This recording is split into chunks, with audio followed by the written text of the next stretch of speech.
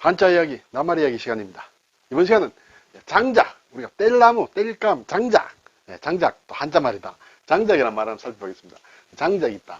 그리고 또 작두가 있죠. 작두. 여기 이제 작자가 같이 들어가는데 이런 한자를 쓴다. 상당히 어렵다. 네. 잘 나오지도 않는다. 이것은 읽을 수만 있어도 되는데 특급 수준의 한자다. 이렇게 되어 있습니다. 자, 이런 장작, 작두와 관련된 이런 낱말을 한번 살펴보겠습니다. 자, 이게 장작뜸이네요. 장작. 네, 그렇죠. 작두다. 네. 자, 한자로 보니 장작은 길장의 벨작이다. 길게 뱄다. 길게 쪼개었다. 잘랐다. 이런 얘기가 되겠습니다. 길장자는 이제 사람의 머리가 긴 모양을 나타내는 것이다. 그래서 길다는 뜻이 있고, 머리가 긴 사람은 어른이다. 해서 어른을 뜻하기도 한다. 그렇죠? 자, 벤다. 벤다. 무엇으로? 도끼로.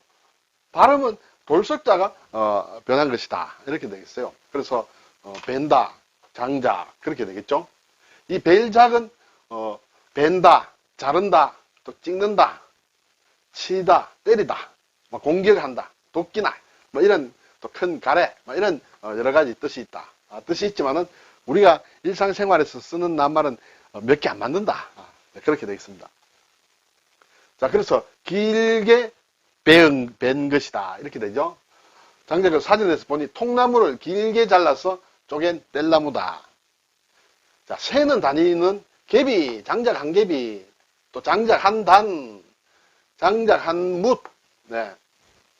한 가리, 강다리, 장작 조짐. 네.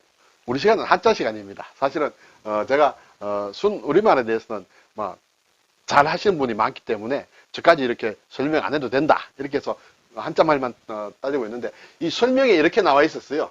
그래서 그냥 지나갈 수는 없고 해서 한번 다시 한번 찾아보았습니다. 자, 개비는 우리가 알겠죠? 한 개비, 성냥 한 개비, 장작 한 개비, 하나를 얘기한다. 단은 한 단, 두 단, 적당하게 이렇게 묶은 것을 한 단, 두 단 할 때 단이다. 뭇이라는 것은 보니 지피나 장작, 채소 등 작은 묶음을 세는 단위다. 작은 묶음, 큰 것이 아니라 적당하게 묶어놓은 것을 뭇이라고 하는 모양입니다. 그리고 이제 가리가 있다. 곡식이나 장작 따위에 더미를 세는 단위다. 더미. 한 가리는 20단이다. 단이 있었어요. 적당하게 묶은 그것을 20개를 한 가리라고 하는 모양이에요. 강다리는 이어서 이제 100개 이렇게 돼 있죠. 그리고 조짐.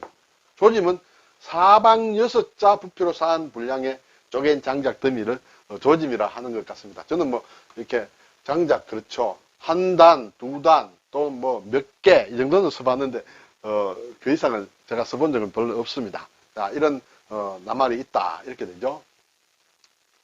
자, 장작과 관련된 게 별로 이렇게 많이 쓰지 않는데 쉬운 낱말을 보면 대작이다. 아주 큰 장작을 얘기한다. 중작이다. 중간 정도 장작이다. 소작이다. 좀 작게 이렇게 펜 그런 뗄감을 얘기한다. 신작이다. 새로 이렇게 펜 장작을 얘기한다. 새로. 구작이다. 예전에 패놓은 장작을 구작이라고 한다. 이렇게 별로 쓸 일은 없습니다만 이런 낱말이 있다. 이때 작은 벤다, 쪼갠다 그런 의미를 가지고 있다. 자, 지부작족이다. 네, 지부작족. 우리나라의 어떤 속담을 한자말로 바꾼 것이다. 믿는 도끼에 발등 찍힌다는 것이죠. 그걸 한자로 표현하면 지부작족이다. 지는 안다는 뜻이죠. 지부, 내가 잘 아는 도끼부에 내가 잘 아는 도끼야. 그래서 믿는 도끼야. 거기에 작 찍힌다. 그렇죠. 발이 찍힌다. 믿는 도끼에 발등 찍힌다는 뜻으로 믿는 사람에게서 배신당한 것을 일러서 지부작족이다. 네, 요즘은 쓴 사람은 없으리라 생각이 됩니다만 예전에 우리 할아버지들은 이런 말을 썼으리라 생각이 되고 이것은 우리나라에서 나온 것이기 때문에 이 순오지라는 책은 우리 조선시대에 만들어진 책이다. 여기에 나오는 말이다. 이렇게 되겠습니다. 자, 이제 작두라는 말이 있습니다. 작두 앞에서 그림에서도 봤습니다만 말이나 소에게 먹일 지피나 풀, 콩깍지 따위를 써는 연장을 작두다. 그렇죠? 작두로 여물을 썰다. 이렇게 되죠. 이것은 작도에서 왔다. 써는 칼이다. 이렇게 되겠죠. 써는 날. 그래서 작도가 변해서 작두가 돼서 작두는 순 우리말로 쓰고 있다. 이렇게 되겠습니다. 그리고 이제 약방에 가면, 한약방에 가면 이제 또 작두가 있죠. 그것은 이제 상당히 크기가 작겠죠. 생약을 자르는 기구다. 그렇죠? 약초 같은 거라든지 이런 거.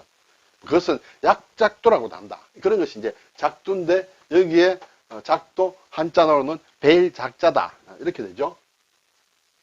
자, 이제 작살이라는 게 또 생각이 납니다. 이렇게 되면 한자이지 않느냐. 한자말이 있습니다. 작살. 예.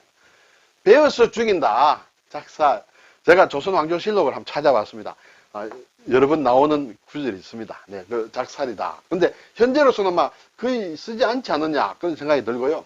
또 한자가 아닌 우리말 작살을 보면 어떤 물고기를 잡는다든지 짐승을 잡는다든지 할 때 짐승이나 물고기를 찔러 잡는 데 쓰는 기구다. 작대기 끝에 뾰족한 쇠를 박았다. 그것이 이제 작살이다. 또 이제 많이 이것은 좀 많이 쓰지요. 사실은 완전히 깨어지거나 부서졌다. 작살났어. 작살났다. 아주 야단을 심하게 맞아도 아주 작살났다. 그리고 작살냈다. 이런 얘기 아주 결단이 나는 것을 얘기한다.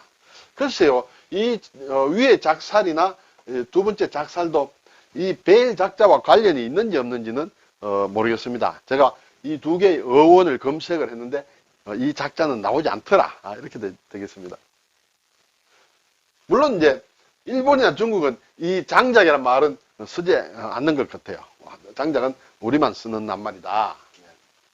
신자체와 간체자를 살펴보니 장자와 작자는 일본의 신자체가 별도로 없다. 정자 그대로 쓰고 있다. 그리고 작자는 중국의 간체자도 없다. 단지 길장자는 이렇게 간체자가 별도로 있다. 이렇게 되죠. 네. 여기에 예를 들어서 성시, 장시가 있죠. 배풀장인 경우에도 이렇게 해서 장이 된다. 이렇게 되겠습니다. 오늘 장작, 작도가 물론 이제 작두로 변했습니다만 이렇게 자주 쓰지는 않지만은 이것이 한자 말이다.